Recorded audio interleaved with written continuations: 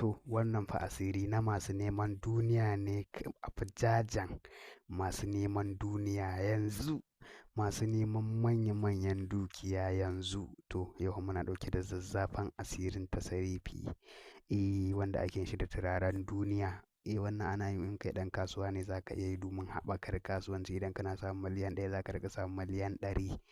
Tasarifin kasuwanci.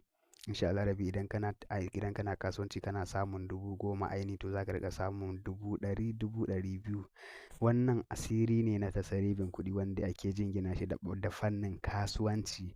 Yanzu za ka tara manya-manyan dukiya a cikin ɗan ƙanƙanin lokaci wanda kai kanka ba ka yi tunani ba.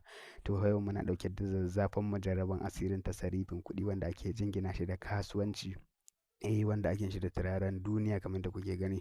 To assalamu alaikum warahmatullahi ta'ala barakatuh. Muna fatan alkhairi kamar da kimar fata alkhairi da ƙasar daban-daban jahohi daban-daban mutane wanda masu kiran mu masu neman mu tausau da mu ƙarin bayani masu turo mana sakonni masu kiran mu suna saka mu ayyuka to insha Allah masu bibiyar wannan shafi na mai albarka to dan Malam TV idan yau ka fara kallon bidiyon mu zaka iya danna subscribe sannan ka danna alamar ƙararrawa saboda mun saki sabon asiri za ku riƙa samun kai tsaye daga wannan ƙasar gun mashahurin gidana mai albarka to dan Malam TV muna ɗauke da zazzafan turaren nan da kuka fi sani da duniya. Wannan turaren duniya masu neman duniya su ne za su yi aiki da wannan turaren nan take a cikin sauƙi. In dai duniya kake buƙata yanzu za ka kuɗanci, yanzu za ka samu manya